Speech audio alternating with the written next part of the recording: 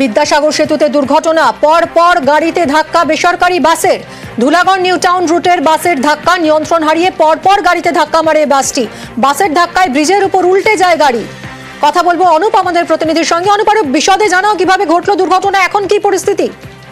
বিদ্যাসাগর সেতুর উপরে নিয়ন্ত্রণ হারিয়ে মূলত একটি বেসরকারি রুটের বাস প্রথমে একটি প্রাইভেট গাড়িতে ধাক্কা মারে। তার পরবর্তী ক্ষেত্রে সেই গাড়িটি আরো একটি ছোট হাতি গাড়ি পিছনে ধাক্কা মারে এবং পরবর্তী ক্ষেত্রে নিয়ন্ত্রণ হারিয়ে বাসের বিদ্যাসাগর সেতুর উপরেই কিন্তু একেবারে নিয়ন্ত্রণ হারিয়ে আবার যখন ধাক্কা মারে একটি গাড়ি কিন্তু সেখানে উল্টে যায়।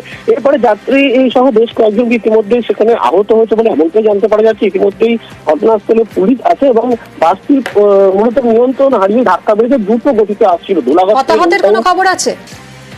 4 থেকে 5 জন আহত হয়েছে বলে এমনটাই এখনো পর্যন্ত পুলিশ সূত্র জানতে পারা যাচ্ছে। কিন্তু বাসটি বেপরোয়াভাবে আসার জেরেই কিন্তু নিয়ন্ত্রণ হারিয়ে প্রথমে ধাক্কা মারে, তারপরে আরো একটি গাড়িতে যখন ধাক্কা মারে তারপর একটি গাড়ি উল্টে যায় এবং যার জেরেই কিন্তু তীব্র যানজট হয়েছে। ইতিমধ্যে পুলিশ ঘটনাস্থলে আছে, 3 থেকে 4 জন আহত আছে, তাদেরকে ইতিমধ্যে উদ্ধার করা গিয়েছে এবং বেপরোয়া গতির জেরেই কিন্তু এই ঘটনাগুলি এমনটাই পুলিশ প্রাথমিকভাবে জানতে পেরেছে।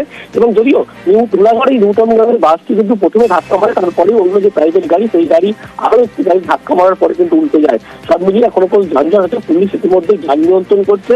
আর এই পাশাপাশি 3 থেকে 4 জন আহত হয়েছে, তাদেরকে বাসের চালককে কি আটক করা হয়েছে?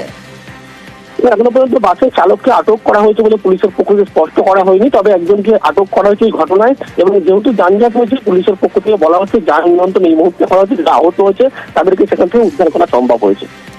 ধন্যবাদ অনুপ।